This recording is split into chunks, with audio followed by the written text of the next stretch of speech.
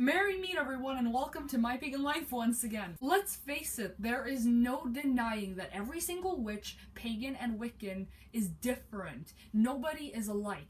But if we were to choose one thing that many of us have in common, it's that at some point in our practice, we may feel like we easily become disconnected because we have to prioritize other things in our lives and pay attention to them instead, and therefore it may be that our practice gets the short end of the stick. Our practice tends to be a very important part of who we are and a part of our life, and when we feel disconnected, we may feel even more stressed. So the real key here is to do and appreciate those small things, those tiny activities and things that you can just incorporate into your daily routine and make a part of your life. So allow me to present to you my 6 ways of practicing in daily life. Number 1, morning and night prayer. I have 2 self-made prayers. The first one is a morning prayer that I say in the morning right before I get out of bed, and number 2 is a night prayer that I say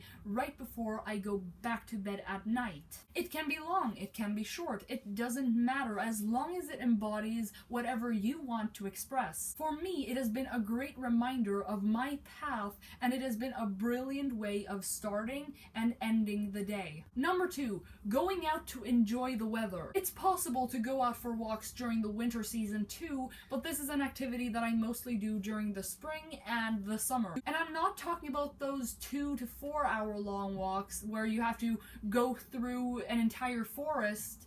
Yeah, I haven't got that kind of time. Why not go for a 10 or 20 minute stroll instead? Or perhaps you have a lot of plants and trees and grass in your garden and you can just sit there and relax for a bit. And it may sound rather obvious because we're all a part of a nature religion. I mean, this is what it's all about. But sometimes it's not easy to get out of the house and actually go out to enjoy the weather, but when you get out in the first place, it's like, I feel like all the pieces in my brain are coming together. I feel like sitting outside just makes everything a whole lot more relaxing and a whole lot more easy. Number 3, short and easy techniques and practices. Recently, I uploaded a video on a personal visualization technique that I happen to use a lot. That's just one example of one particular thing that you can do every day. Just get yourself engaged into your practice by doing something